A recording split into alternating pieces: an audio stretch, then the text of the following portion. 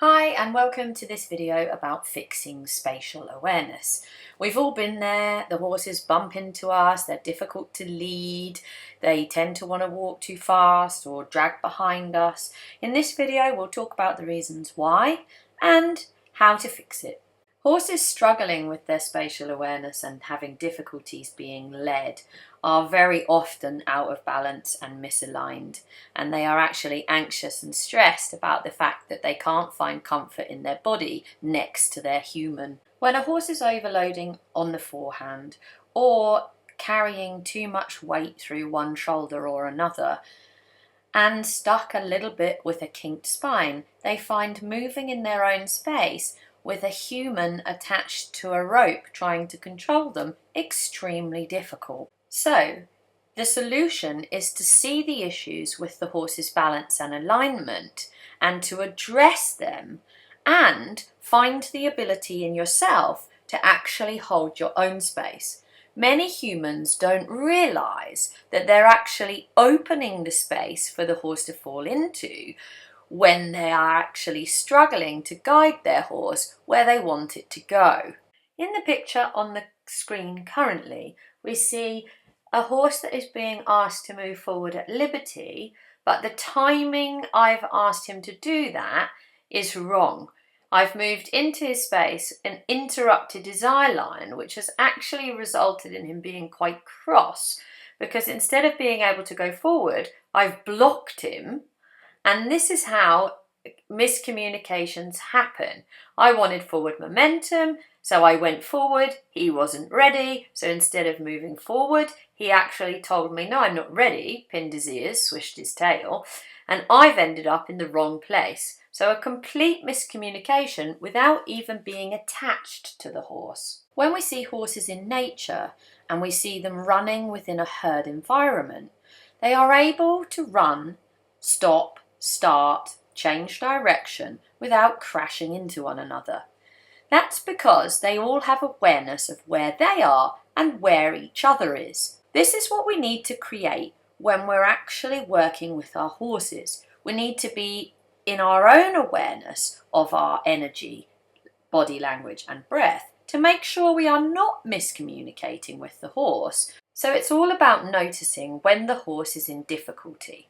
When the horse comes a little bit towards us, usually there is a signal that happens before this, an ear twitch, a look away, a quickened stride, a brace.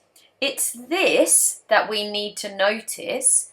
Then we can show the horse, oh, I just saw you had a little problem in your body and I can help you with that by just showing and acknowledging what just happened and popping them back where they should be.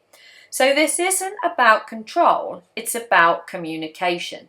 It is about seeing the horse's difficulty and then helping the horse to find the equilibrium back in its body to be able to hold the space. When the horse realizes you notice the difficulty, it will be able to be more relaxed. So it's about noticing the small things. This takes your communication to a deeper level. In the next clip, you're going to see a clip from a demonstration that I did where I took a horse I didn't know who was walking a little bit into his handler, and I established some spatial awareness just by noticing where he was falling into me, by holding my space, by waiting when it was difficult. This established a deeper level of communication. He started to then find some relaxation, open his frame and use his back more. The ability to hold my space and see that is here. Now he released. Okay? So I really want to find that possibility. I know. You have to notice the small things. They matter. Okay? So he doesn't know me, so it might be a little... So already he wants to come in. Okay? So also he doesn't know the work. Yeah, nice. So can you see, I'm here and he's coming this way. Right? I don't want that. No, I don't want that. Yeah, because now he's like, Yes. Yes.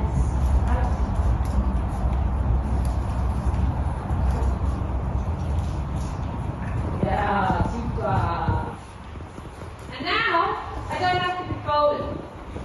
Okay? I don't want to feel like I have to hold him here and I have to tell him where to go. I want to feel that he can actually understand what's going on for himself. So we have a turning issue. He's just struggling a little bit to come around the corners. So now he wants to go a little bit more forward. So then I go, no, I've seen it.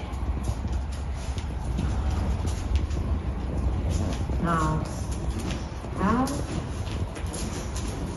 So everything is important. Everything.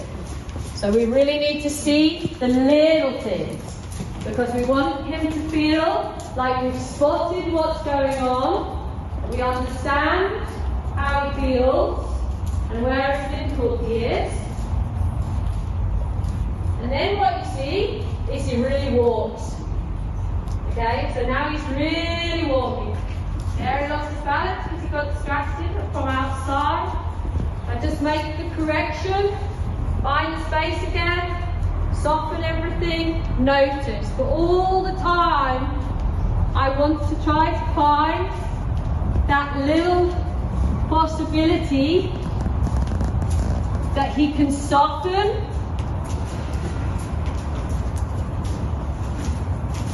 So, I also want to try to be able to,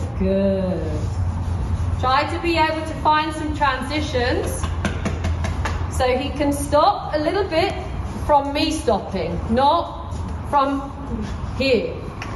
So obviously he doesn't know, so it's a little more tricky.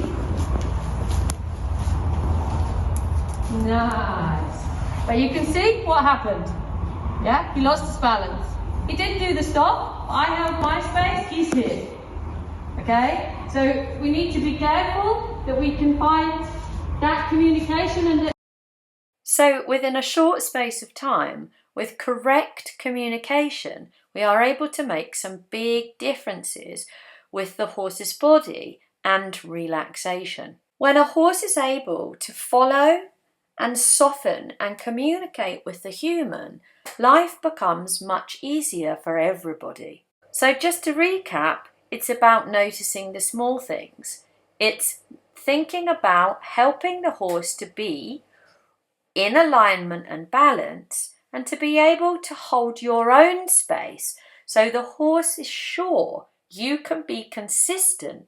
You're not going to bump into it and suddenly decide to walk off in an opposite direction without preparing the horse. In this clip, we see a more advanced level of communication with a much greater distance between horse and human. Notice the body language being used in order to turn the horse and guide the horse in and out. Thinking about opening and closing your body language, opening your shoulders to the inside to bring the horse in, closing the space to bring the horse back out again, is all that is needed in order to guide the horse smoothly in and out from a distance. This level of communication is what's required to really allow the horse to find a very good level of balance and alignment, and for you to be able to communicate on a deeper level. So this just takes practice and time. When your horse bumps into you and just falls and tumbles away, let it go, continue, hold your space, help them with the correction, notice what happens before they lose their balance and alignment. Try to see and really understand this and then help them. Because if you catch it early, it doesn't turn into this tumbling into you and really struggling with the balance and alignment. Being able to communicate on a deeper level enhances your relationship and enables the slightest signals to be interpreted. This really takes practice and is a very honest way of training. Humans find communication quite difficult because we rely on words. By doing these exercises and communicating with your horse in this way, you'll learn a lot about your own body language and your spatial awareness, and you'll deepen and enhance your relationship with your horse. Thank you so much for watching. I hope you found this video useful and you'll practice with your horses to be able to just lead them around really easily. If you liked this video, please give it a thumbs up and don't forget to hit the subscribe button for more information like this. Thanks for watching.